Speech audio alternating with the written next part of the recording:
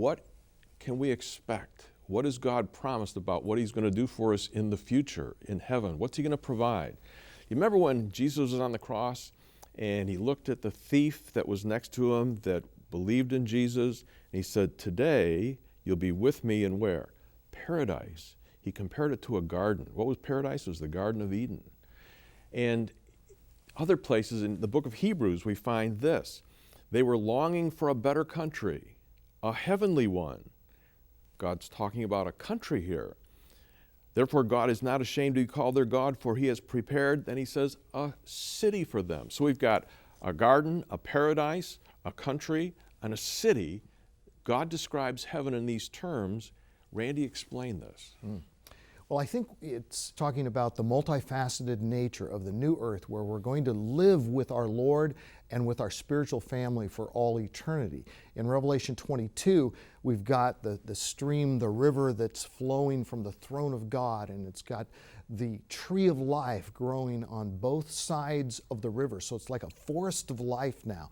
It's like Genesis 1 and 2, except on a much grander scale. And it's also got the benefits of cultural development because you've got building projects, you've got these huge walls, and you've got the jewels, and you've got the beautiful architecture, and you've also got the natural wonders and resources of the river that's flowing, and then it says the tree of life producing this fruit. So it's a city, the New Jerusalem.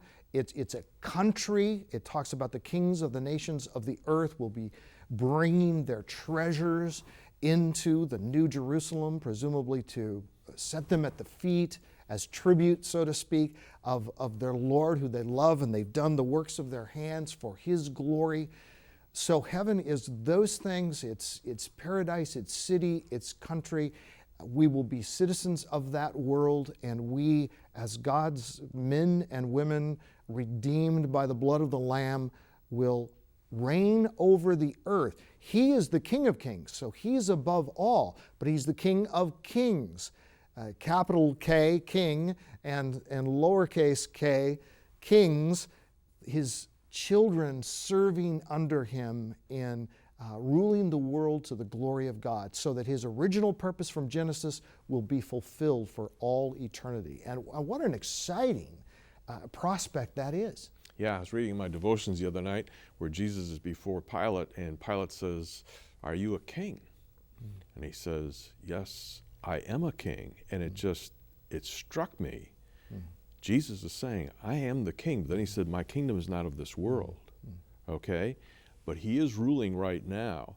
And the reason that heaven and earth are not connected is because earth is sinful right now, right? And the fact is someday God's going to bring the heavenly city and connect it to earth. But before he does that, he's got to destroy everything that is sinful here on earth, and then he's going to recreate this earth that we're familiar with, but he's going to make it so much more fantastic, and he's going to bring heaven down. How big is the heavenly city of New Jerusalem right now?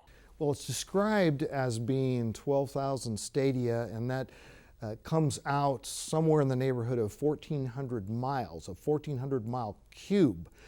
So as high as it is wide, and so we're talking about a base that would go basically from Canada to Mexico, from the west coast to the Appalachian Mountains.